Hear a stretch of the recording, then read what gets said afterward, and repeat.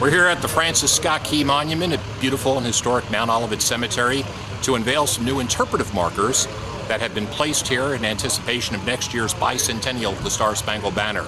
There are markers throughout Frederick that tell the story of Francis Scott Key's connection to Frederick, as well as other War of 1812 stories.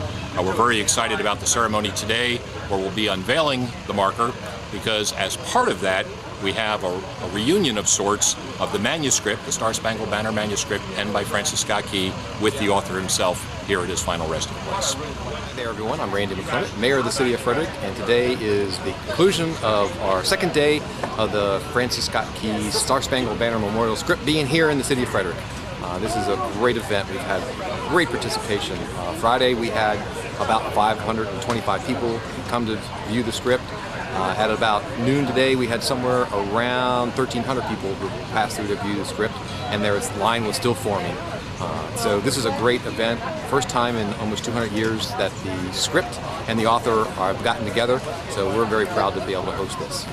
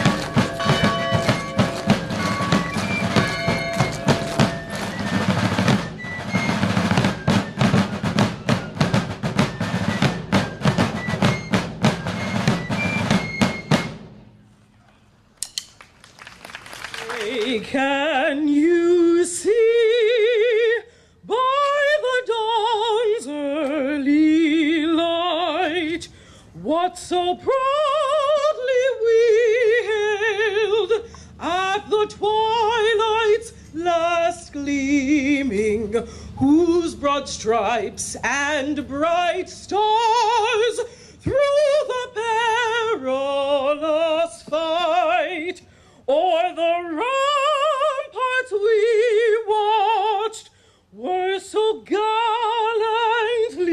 streaming, and the rockets' red glare, the bombs bursting in air, gave proof through the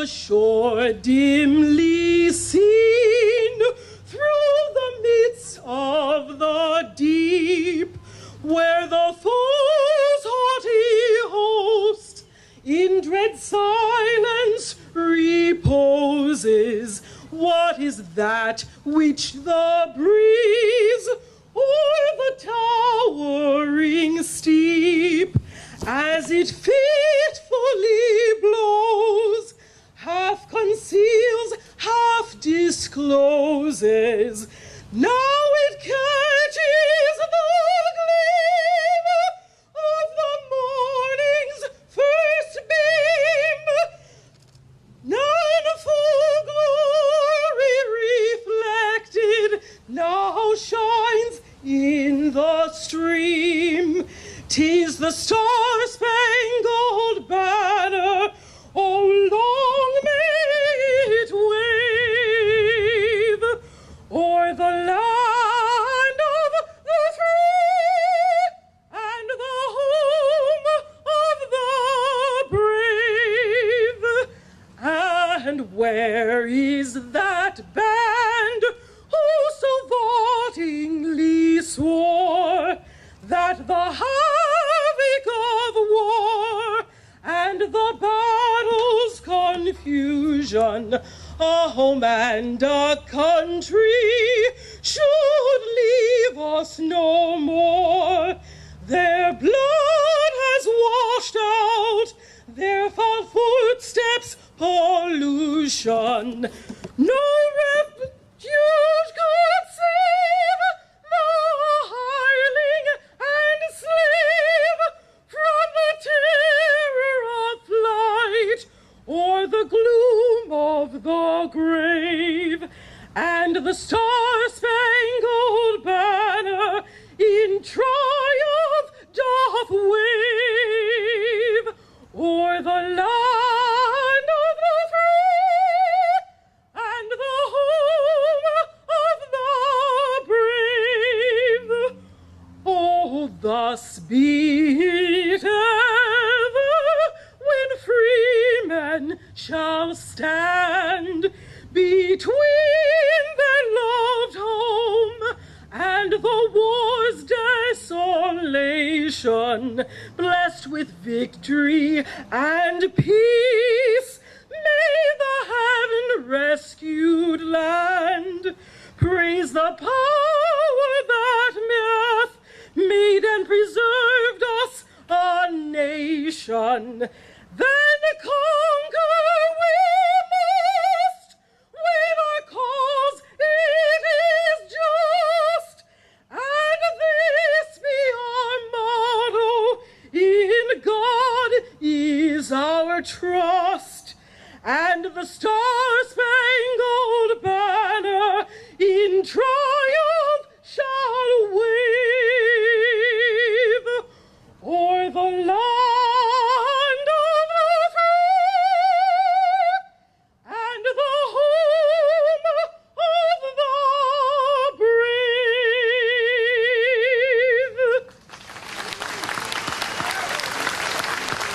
Mr. Fiesler, before I begin, some things don't change. I have marked this speech up like you wouldn't believe. So, in any event, on behalf of the Maryland Historic Society and all of your friends here from Baltimore, I bring you greetings from the permanent home of Francis Scott Key's immortal words. We are proud to be able to participate in this special 1812 bicentennial occasion, uniting the original 1814 document with Mr. Key's remains, now permanently honored here at Mount Olivet Cemetery. Not since those proud days after the British were defeated at the Battle of Baltimore in September of 1814 has this manuscript, so directly linked with its author, been together. There are two accounts, both very credible, of how this song, originally entitled "The Defense of Fort McHenry," so quickly became a national phenomenon.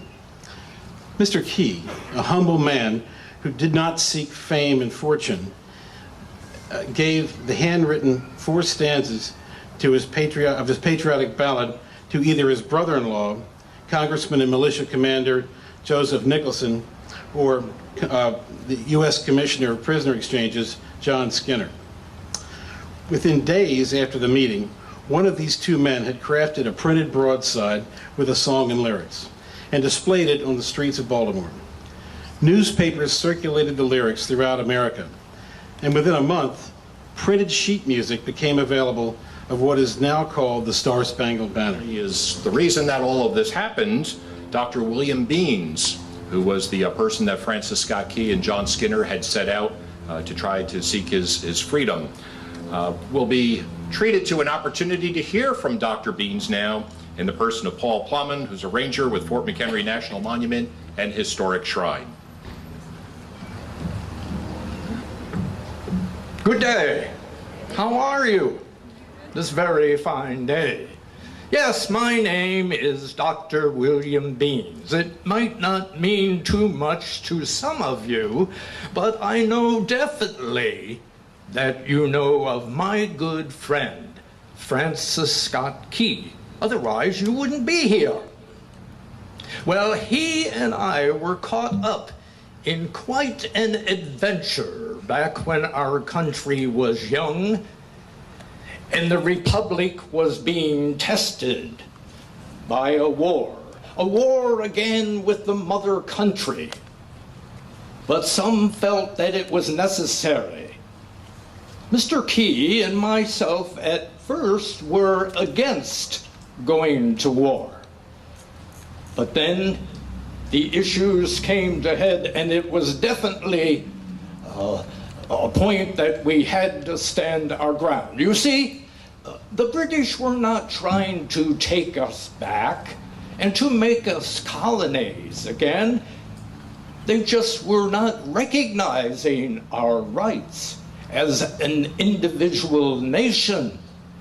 And then they didn't recognize the rights of some of our citizens, taking sailors off of our ships and forcing them to fight in the British Navy. The war cry of the day became free trade and sailors' rights.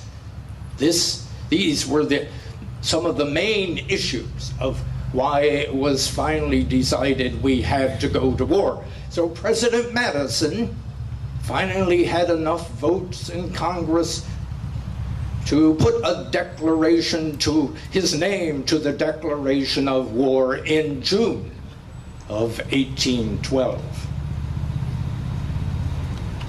By 1813, the war had come to our very shores in Maryland. When the British go up and down the Chesapeake Bay, raiding cities, burning, pillaging, plundering like an invading army does. Oh yes, it was a terrible time for the citizens of Maryland, especially around the Chesapeake Bay. It was only a matter of time that the British were going to attack a major city. The first city they decide to attack is Washington. This is in retaliation because in our efforts to gain territory up in Canada, we had earlier burned the capital of Upper British Canada, York, which I understand today is known as Toronto. Well, how were they going to do this? Finally, in 1814, August of that year, to be exact, the British decide that they must pull the wherewithal to attack, and they come to my very door. You see, I live in Upper Marlborough, which is not very far from our nation's capital. They actually use my home to plan their attack on our capital city. Yes, there I was, right in the midst of it. This took place in August of 1814. We, in our capital city, the forces were really not too well prepared. We mainly relied on militia troops. And by the way, Francis Scott Key was one of these. He decided, even though his earlier feelings were against going to war, by this time the British had showed enough of their character that he felt it was necessary, and he joined up with the Georgetown militia unit. Well, the British get into our capital city by the north, up in Bladensburg. They have not too much in the way of resistance against the veteran Wellington Invincibles of the British armies. After they do their dastardly deed in our nation's capital, burning the Capitol building, the President's house, they leave to head back to their ships, and again they pass through our little town in Upper Marlboro. There are some straggling soldiers. I think they had been celebrating a bit much at some of the local taverns, and they got behind the rest of their forces. They became very rowdy, to the point that myself, being a town leader, along with some of the other gentlemen in the town, decided we needed to teach this ruffians a lesson. By golly, we're going to jail them nearby in Queen Anne, mainly because there would be threats by the British to burn Upper Marlboro, so we hid them away. Well, it didn't take too long for the British commanders to learn exactly what we had done. They immediately sent forces back to our city to find out where these jailed men were. And it was at that time I, Dr. William Beans, was fingered as being one of those responsible for jailing their men. And with that, in the middle of the night, they hauled me out in my night clothes. I didn't have time to get my spectacles or my trusty cane. They put me on a horse and took me off to their ship. Put me down in the hold of the ship, put me in chains. There I was to languish, not knowing what my fate was going to be. Here I am, a gentleman, 65 years old. What do they need of me? And what would they do to me? Would they send me off to Halifax to put me in the prison up there? Would they hang me? Oh my, would I see my dear wife Sarah again? All of these thoughts went through my head. With that, Mr. Key went to President Madison, where he got the approval for this mission, and he would go to Baltimore, where he would meet up with an agent for prisoner exchange, Colonel John Skinner. The two of them sailed out from Baltimore and to meet up with the British fleet in the Chesapeake Bay. Well, one day, who should I see coming before my very eyes but Mr. Key? With that, startled, I said, Frank, what are you doing here now? Are you too a prisoner of the British? He reassured me. No, Doctor, I'm here along with Colonel Skinner to work your release. Oh my, I thought if anybody could do it, it would be Frank Key.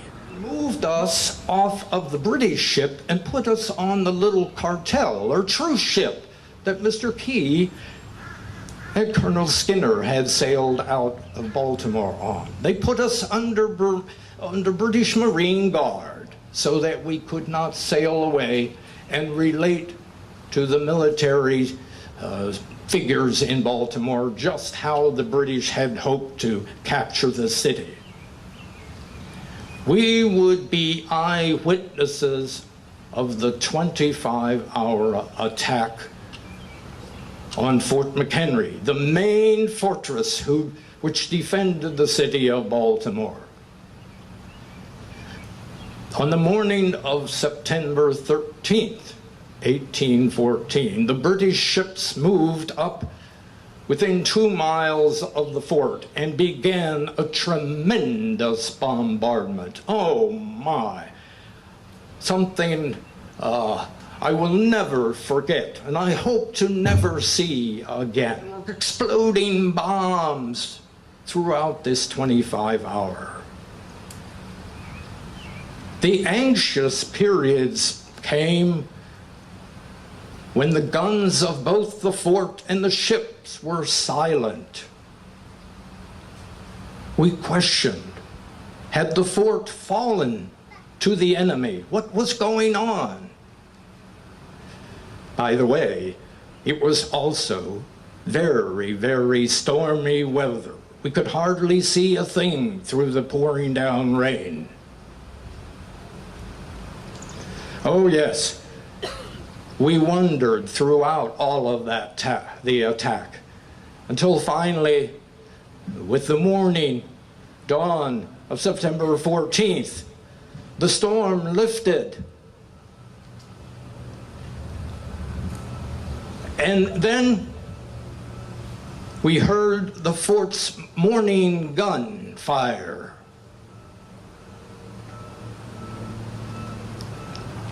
And after the sound of that, some music wafted across the water toward us.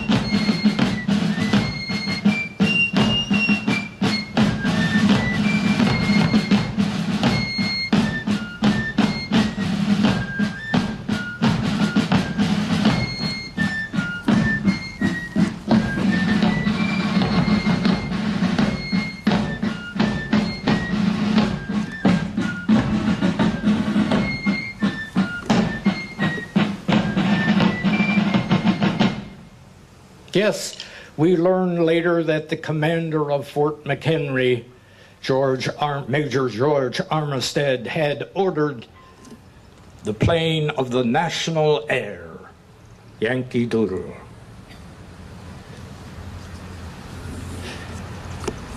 Then as the storm cleared, we were looking toward the fort.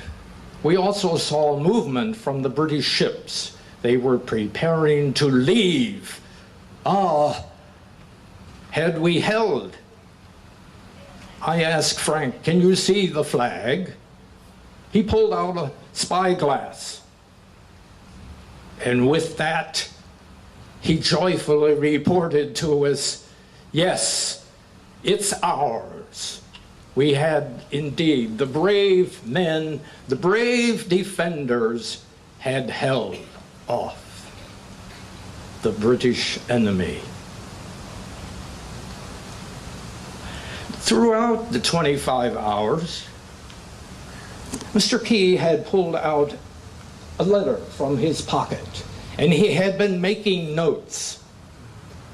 I would not know exactly what this was all about until released. We were taken to Baltimore at the Indian Queen.